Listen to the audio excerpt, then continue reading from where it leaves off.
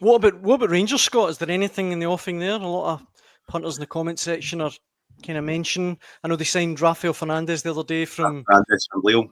That was the one that was the main budget was for a central defender. That is pretty much gone with this deal. So it's now about moving players out to try and free up budget for this window.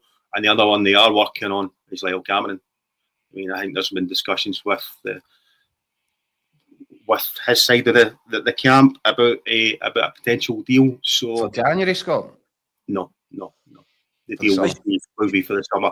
I don't see Rangers paying out any more fees in this window unless they move players on. Mm-hmm.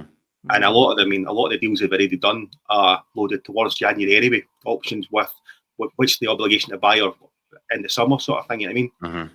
So I don't see there being much money to spend at Ibrox unless there's new investment, or as I said, they can get some of the players out, and some of the players they want out are on big wages, and they know the situation as well, and they'll probably want money to leave as well. So yeah, and it's the same old cycle that they got themselves into the summer. Yeah. I mean, I think Rabbi Matondo's on over 20 grand a week. He's sitting there. He's well, how long's he been there now? And he's just not contributed. He's on over 20 grand a week, really? And I say when he's well over 20 grand a week, heading towards 30. Wow. And he's not contributing. Kieran Dowell is north of 20 grand a week, not contributing. But you know, but you can't blame the boys or the agents for that. It was a bad decision by Rangers to hand them these contracts in the first place. And if Rangers haven't legally signed a document which says this is what we'll give you, the guys, as Scott said, they're not just going to say, right, okay, I'll go and sign for somebody for 6 grand, 7, 8 grand a week. Why would you do that?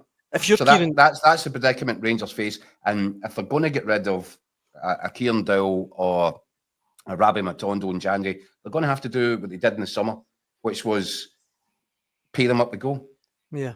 And that's why you end up, you're only banking, what was it, 600 grand or something? Aye.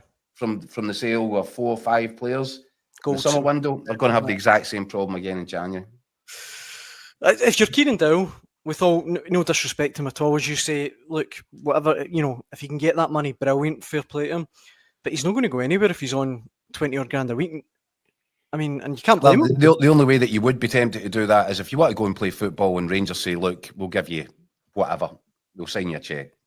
Now, from a Rangers perspective, what you don't want to do is pay up the full contract, but you might say, look, we'll pay up half your contract. Yeah. And these are really difficult negotiations that Rangers are facing, but they've got themselves into this situation. And now they need to try and find a way out of it. And I think that's going to mean a bit of pain. Again, over this transfer window, let's see where they are in the summer. But it's far from an ideal set of circumstances, that's for sure.